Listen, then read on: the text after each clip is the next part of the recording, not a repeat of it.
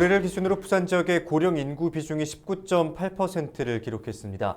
8개 대도시 가운데 처음으로 초고령 사회 진입을 위한 초읽기에 들어간 것인데요. 고령층의 증가에 따라서 고령 친화 교통 전략 수립의 필요성이 높아진 만큼 이와 관련해서 자세한 이야기 나누겠습니다. 이번 시간 영산대 드론교통공학과 최양원 교수와 함께합니다. 안녕하십니까? 반갑습니다. 예. 부산의 교통체계와 관련된 정책을 살펴보기 전에 차량이나 교통과 같은 이 부산 지역의 전체적인 교통 현황에 대해서 짚어주시죠. 네, 그렇습니다. 부산시가 일단 인구가 340만 정도 됩니다. 예. 교통 현황을 저희들이 크게 두 가지 분야로 이렇게 보고 있습니다. 예. 우선 첫 번째는 차량 증가율, 두 번째는 하루에 통행량이 어느 정도 되는가 이걸 보고 있습니다. 우선 부산시의 총 차량 대수가 95년 기준을 한번 보면요, 60만 4천 대. 예. 근데 2019년 기준을 보면 139만, 즉 140만 정도로 이렇게 증가했습니다. 예. 2.8배나 이렇게 증가했거든요. 예. 굉장히 많이 증가했고요. 승용차가 41만 7,800대가 사실은 1995년도의 기준이었는데 지금은 115만 2천여 대. 굉장히 증가를 많이 했습니다. 예. 그리고 승용차 전체 차량의 82% 정도 되고요. 나머지가 화물차와 승합차, 특수차량으로 되어 있습니다. 예. 부산의 도로 연장은 그렇게 크게 많이 늘어나지 않습니다. 인프라 시설에 추가하는데 굉장히 돈이 많이 들어가거든요. 그래서 사실은 95년도가 약 2,000km 정도 되는데요. 지금도 한 2% 정도밖에 증가를 하지 않았습니다. 그렇지 않습니다. 보도는 좀 더 많이 늘어났습니다. 보도는 그에 비해서 한 3배 정도로 예전보다 이렇게 늘어났고요. 우리 보도율은 전체 도로의 한 17% 정도 연장을 가고 있습니다. 이제 2020년 기준으로 부산 시내 버스 대수를 보면요, 2,517대, 그리고 노선은 145개 노선이 되었습니다. 자, 이런 것들은 준공영제 시행으로 인해서 좀 더 늘어났다고 볼 수 있습니다. 그리고 도시철도가 굉장히 유명하죠. 그렇죠. 1호선에서 4호선까지. 그리고 부산 김해 경영철이 있습니다. 이런 것이 이제 우리 부산 시내 대중교통의 기준이 되고요. 또 하루의 통행량을 보면요, 시내버스는 2019년 기준에 128만 대, 즉 122만 8천 대 통행을 했습니다. 그 도시철도는 19년 기준에 하루에 116만 7천 통행으로 이렇게 늘어났습니다. 그러다 보니까 우리 인구의 3분의 1 정도가 대중교통을 이용하고 있다, 이렇게 보시면 됩니다. 다만 코로나19가 시작한 작년부터 대중교통 이용률은 지속적으로 감소를 하고 있습니다. 승용차도 95년대는 142만 8천 통행이었는데요, 연평균 4.3% 정도 증가를 했습니다. 그리고 이렇다 보니까 이제 승용차의 부담이 굉장히 많이 돼서 모든 도로에 정체가 많이 일어나는 그런 곳이 있습니다. 우리가 말하는 교통이 이렇게 모이는 결절점이 있는데요, 거기는 아직도 출퇴근 시간대 많이 차가 붐비는 그런 현상을 가지고 있습니다. 연도별 부산 지역의 교통 현황에 대해서 짚어주셨는데, 교통정책은 사회적인 변화나 이슈에 의해서 영향을 받기도 합니다. 과거부터 현재까지를 놓고 비교해봤을 때 부산 지역의 교통정책은 어떻게 변화해 왔습니까? 그래서 부산의 한 30년간의 교통정책이 한 5단계 형태로 이렇게 나누어져서 변화가 되어 있습니다. 우선 첫 번째 단계가 1980년에서 90년 사이, 이때 국민소득이 많이 향상이 되었습니다. 그러다 보니 교통수요도 폭발적으로 늘어났거든요. 그렇죠. 그래서 교통시설 인프라 공급이 굉장히 많이 요구가 되었습니다. 그 당시에 교통 인프라 시설은 굉장히 좀 부실했다, 이렇게 말을 할 수 있지, 그죠? 그래서 많은 시민들이 인프라 시설에 대해서 더 많은 시설을 해달라는 그런 것이 요구가 됐고요. 90년대 들어서 조금씩 갖추어지는 그런 현상을 보였습니다. 두 번째는 2000년대 들어서 이렇게 지속 가능한 개발이라는 그런 슬로건이 나왔습니다. 즉 말해서 새로 인프라를 구축하는 것도 있지만은 현재 있는 것들을 보다 효율적으로 활용하자 하는 시대가 이제 나왔습니다. 2007년도 5월 달에는 시내버스 준공영제가 도입이 됐습니다. 그때부터 우리 부산시의 대중교통 체계는 혁신 체계로 이렇게 다가서기 시작했습니다. 4단계는 이제 2011년에서 2016년까지 도로의 확충, 교통시설의 확충과 함께 키워드 개선이 좀 있습니다. 활성을 하자. 시설을 현재 지금 우리가 다 쓰지 못하고 있기 때문에 100% 활성화하는 방향을 검토를 했고요. 인프라 공급보다는 보다 있는 시설을 더 잘 이용하자는 그런 슬로건이 있었고요. 특히 시민이 중심되는 교통체계, 예. 그리고 보행 환경이 중심이 되자. 뭐 이런 것들이 굉장히 강조되었습니다. 이 시기에 도시철도 4호선이 개통되었고요. 부산 김해 양산 또 대중교통이 되는 광역 활성제가 도입이 되었습니다. 뭐 또 그리고 대중교통 무료화 시행이 또 되었거든요. 시민들이 굉장히 좋아했고요. 다음에는 이제 보행 편의 증진 그리고 보행 환경 개선 사업이 굉장히 중점을 이루었습니다. 그리고 시내버스와 공영 차고지의 건설도 많이 요구되었고요. 마지막 단계 현재까지입니다. 2016년부터 사실은 단계가 지속적으로 되었는데 교통 환경을 새로 바꾸자. 즉 말해서 교통 수요 관리를 좀 하자. 너무나 차가 많기 때문에 대중교통을 우선으로 하되 교통 안전이 되어야 되겠다. 우선적으로 되어야 되겠다 했습니다. 이러한 것들이 보행 환경 개선, 대중교통 활성화 이런 것들에 그것이 강조됐습니다.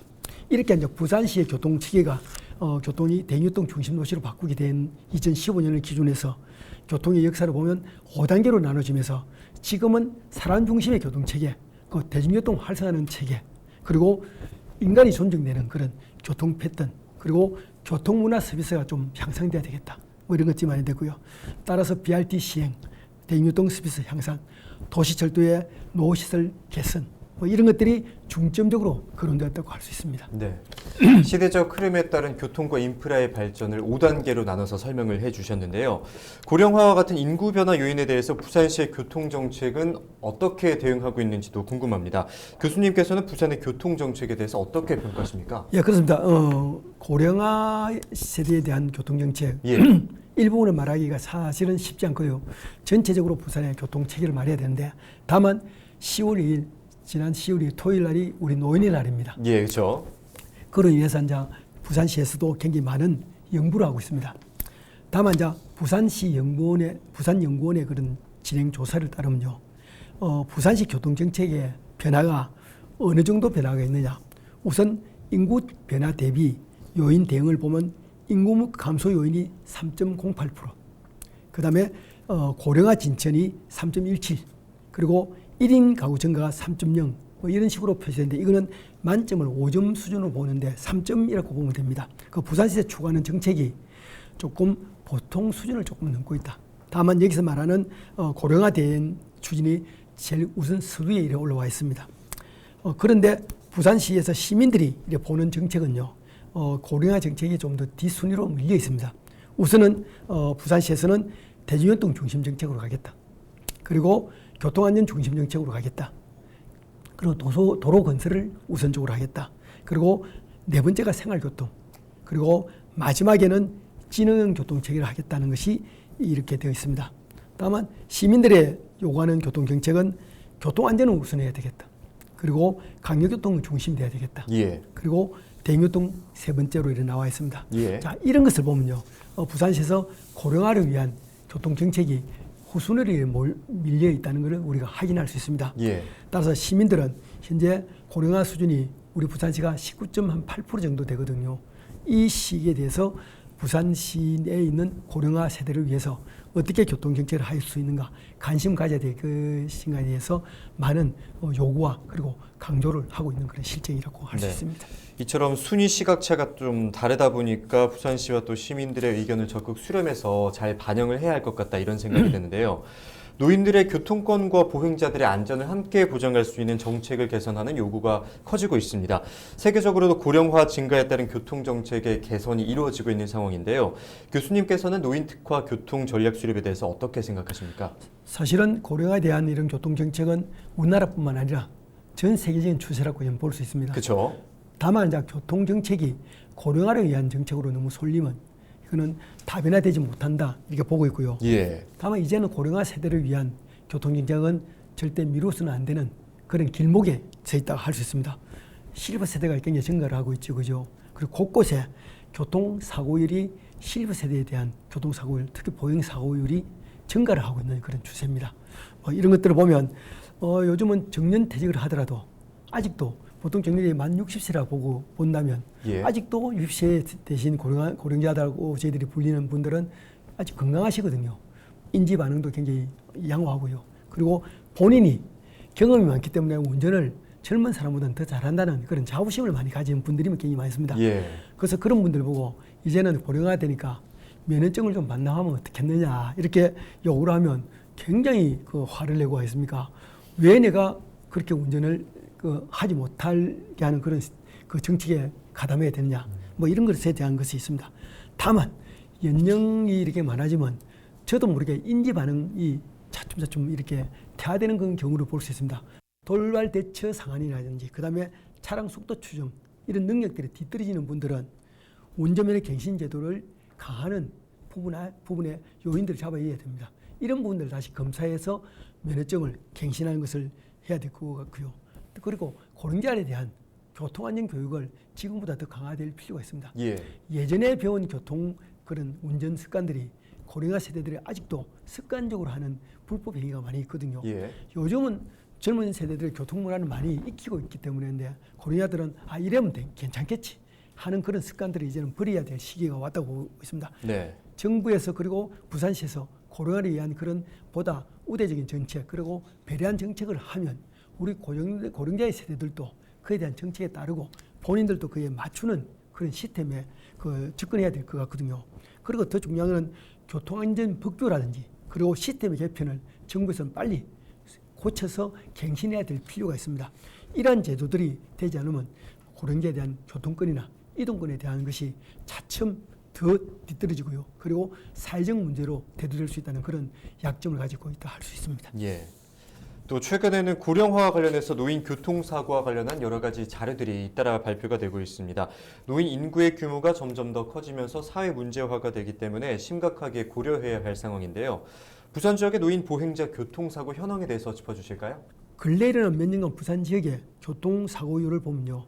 고령자에 대한 교통사고율이 늘어나지만은 실제로 보행자의 사고가 많이 늘어나고 있습니다. 특히 노인들이 길을 걸으면서 차량에 대해서 피해를 입는 경우가 굉장히 많습니다. 부산경찰청의 5년간의 교통지역 교통사고를 보면 2015년에 194건 그리고 2019년 127건으로 지속적으로 전체 교통사고는 감소를 하고 있습니다.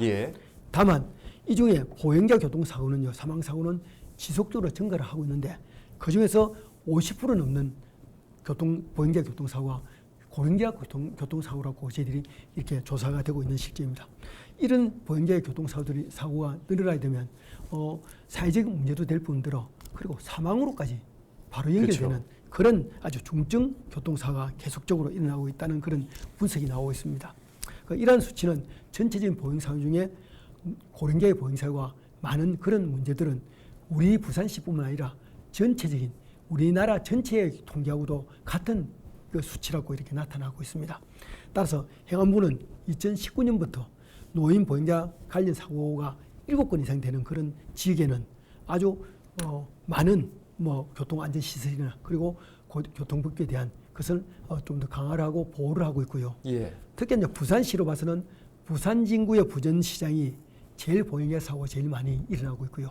두 번째가 남구 대연동입니다. 아무래도 고령자 세대들이 많이 이동하고 많이 붐비는 곳이 많이 일어나는데 이거는 보행자도 조심을 해야 되지만은 보행자를 보면 운전하는 우리 운전자들도 우선 멈춤하고 특히 횡단보도 앞에 무신호 횡단보도 앞이라도 잠시 섰다가 고령자를 먼저 보내주고 하는 그런 교통 문화 습관을 바꿀 필요가 있다고 보고 있습니다. 고령 운전자 교통 안전 문제를 해결하기 위해서는 어떤 방안들이 마련돼야 한다고 보십니까? 70세 이상, 예전에는 60세 이상이지만 요즘 70세 이상을 봐야 되거든요. 그렇죠. 고령자는 객관적인 신체적 노화를 고령자 스스로가 인식할 필요가 있습니다. 즉 말해서 예전에 젊은 청년기하고는 다르다는 것을 인식해서 대부분의 고령자들이 자발적으로 자기의 인지 반응이나 그리고 민감 반응 이런 데에 대한 검사를 받을 필요가 있습니다. 즉 말해서 저희들이 요즘 우리나라 같은 경우는 의료보험 제도가 잘 되어 있기 때문에 이런 것들을 수시로 본인이 체크를 하고요. 특히 노화 관련해서 신체적 능력이 비고령자에 비해서 본인이 떨어진다는 것을 인식할 필요가 있습니다. 제일 잘한 거는 GPG, 즉 내가 먼저 알아야 되거든요. 그래서 그런 것들이 있고요. 또 동일한 위험상에서 사고가 발생될 확률이 굉장히 크기 때문에 스스로의 능력을 인지할 필요가 있습니다. 즉 말해서 본인이 먼저 인지하고 대처해 나갈 필요를 하고 있고요. 따라서 70세 이상은 운전 적성 검사 그리고 고령자 강습을 의무화할 필요가 있다 이렇게 보고 있습니다. 두 번째는 조건부 면허 도입에 대한 적극적인 검토가 필요하다고 보고 있습니다. 뭐 예전에는 저희들이 운전 면허증을 반납하면 고령자가 10만 원에 대한 그런 교통비를 지급했거든요. 그런데 사실은 요즘은 10만 원에 대한 그런 돈의 개념보다는 그 면허증을 반납한 자체가 본인이 스스로 수치스럽게 생각하고 있는 분들이 많다는 겁니다. 운전해야지. 고령자라서 운전면허 반납했다 하면 왜 반납하지 하고 좀 의아하게 본다는 겁니다. 다만 고령자일수록 야간이라든지 그러고 기후가 안 좋은 때는 운전하는 데 굉장히 부담을 많이 가집니다. 그래서 운전을 조금은 조심하고 또 그리고 자제하는 그런 습관이 빌려야 된다고 보고 있습니다. 실제 이제 차가 없으면 굉장히 뭐 고령자도 불편하거든요. 그쵸. 그런 제한된 지역에나 그다음에 기후라든지 이런 여러 가지 시간대에 비해서 본인이 선택해서 운전하는 그런 습관을 빌릴 필요가 있고요. 75세 이상은 인지기능검사를 의무화할 필요가 있습니다. 75세 이상은. 따라서 이 이상 되면 본인이 면허 취소를 자발적으로 하든지 뭐 이렇게 해야 되는데 그렇지 않으면 강제적으로 그 검사를 해서 정지 처분한다든지 하는 그런 제도가 도입돼야 되지 않겠나 생각하고요. 셋째, 75세 이상 고령자 차량에는 고령자가 타고 있다는 표시를 이렇게 붙일 필요가 있다고 보고 있습니다. 사실 이런 고정 표시 마크가 본인으로서는 조금 부끄럽다고 여기는 분들이 많은데요. 외국의 차를 보면 절대 그렇지 않습니다. 그런 차량들을 더욱더 다른 차량들이 배려하고 피해주고 또 이렇게 차를 우선적으로 보내주고 하는 그런 교통문화가 성숙되어 있거든요. 다만 우리나라는 그런 걸 붙이면 내가 나이가 많다는 것을 포진하지 않겠나 해서 하지만은 이제는 고령자 표시마크 이것들은 자발적으로 내는 이러니까 다른 사람들이 나를 좀 배려 좀 해달라는 그런 것을 먼저 밝힐 필요가 있지 않겠나. 그래서 이런 세 가지 정도의 방안만 지금 현실화되면 뭐 운전하는데 고령자에 대한 그런 운전 문화는 많이 개선되지 않겠나 생각을 하고 있습니다. 네, 부산은 8대 특광역시 중 고령화가 가장 빨리 진행되고 있는 만큼 교통정책을 수립하는 데 있어서 인구 변화 요인을 고려해야 할 것으로 보이는데요. 부산 지역의 교통정책 어떻게 변화해야 한다고 보십니까? 그렇습니다. 우리 부산시 같은 경우는 시장님이 새로 선출되고 나서 6월 18일 날 부산시에서 초고령 사회에 진입한 고령 친화도시 조성을 위한 TF를 발족시켰습니다. 거기에 보면 보통 우리가 3단계로 이렇게 고령화 사회를 분석을 하고 있습니다. 초고령 사회다 한다면 만 65세 이상 인구가 전체 총 인구의 20% 이상 되는 사회를 보고 말하고 있습니다. 일본 같은 경우는 이미 그렇게 들어가 있고요. 그다음에 고령화 사회는 7% 이상 전체 인구에 그리고 고령 사회는 14% 이상 이렇게 분류를 하고 있습니다. 다만 이렇게 총고령 사회가 되면 굉장히 많은 분들이 이렇게 20% 이상 되기 때문에 5분의 1이 고령화 세대다 이렇게 볼 수 있습니다. 그런데 우리 부산시의 경우는 어느 수준이냐면 19.76%입니다. 즉 말해서 초고령 사회 초입에 지금 이제 기다리고 있는 그런 입장이 되거든요. 그래서 전국적으로 제일 빠른 그런 고령 사회에 되어 있습니다. 부산시는 이러한 것들을 감안해서 초고령 사회 문턱에 서 있는 그런 부산시에 대해서 고령화 도시를 친화적으로 만드는 그런 도시를 하겠다.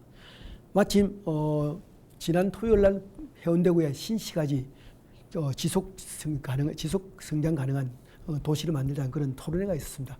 그 당시에 나온 하나의 재미있는 말이 초고령자도 소득이 보장되는 공간, 도시를 만들어주면 좋겠다 하는 말이 나왔습니다. 왜 그러냐면 70세 이상이 넘더라도 본인은 활동할 수 있다는 겁니다. 그리고 운전도 할 수 있도록 하자 해달라는 그런 배려를 부탁한다는 그런 말이 많이 나왔습니다. 이제는 초고령 사회가 악재가 아니고 우리 사회에 보다 좋은 호재로 바꾸기 위해서는 정부와 그리고 부산시 그리고 우리 모두가 같이 협심해서 이렇게 환경을 만들기를 기대를 하고 있습니다. 네, 부산은 초고령 사회 진입을 앞두고 있는 만큼 고령자들을 위한 교통대책 마련이 시급해 보입니다. 오늘 말씀 고맙습니다. 네, 감사합니다. 네, 전문가와 시민들의 의견을 수렴해서 인구 변화에 대응할 수 있는 시민 체감형 교통정책을 앞으로 기대해 보도록 하겠습니다. 헬로이시 토크 여기서 마치겠습니다. 함께해 주신 여러분 고맙습니다.